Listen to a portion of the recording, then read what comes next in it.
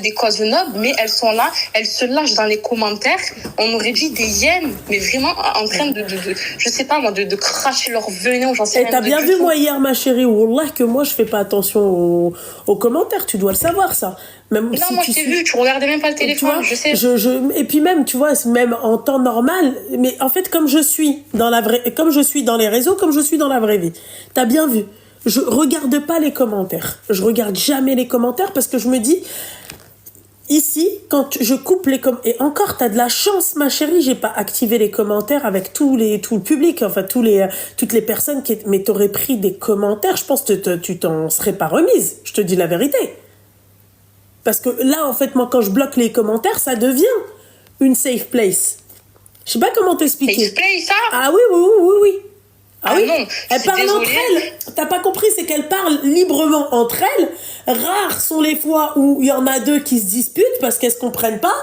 Mais à la base, tu vois, elles parlent entre elles. Je suis pas en train de te dire que oui, ce qu'elles ont dit, elles ont raison, ou toi t'as tort, et vice versa. Je te dis juste que en fait, t'es censé savoir que sur mes lives, eh ben ils vont pas dans la dentelle, hein. Elles sont hardcore, hein.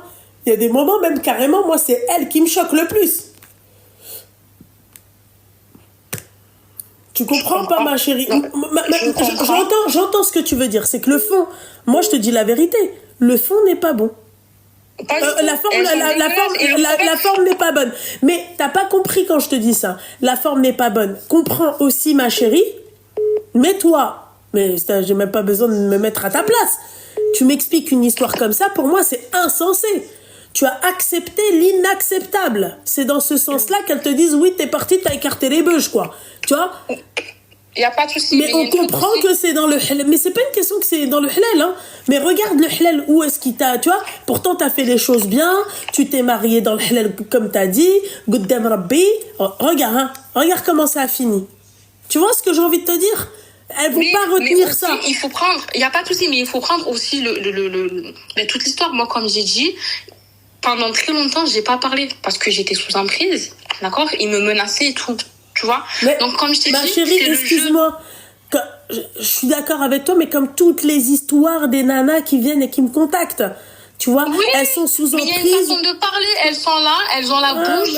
Leur bouche, elles sont sales, mais vraiment, elles sont dégueulasses. Ma chérie, j'entends tout ce que tu dis. Et attends, juste un truc, c'est que toutes les personnes qui ont mal parlé, attention, hein, c'est le jeu, il y a des mauvais commentaires, il n'y a pas de souci. Franchement, il n'y a pas de souci, je m'en fous complètement, mais voilà. Mais les commentaires qui sont ultra déplacés comme ça, moi, personnellement, je ne pardonne pas, d'accord?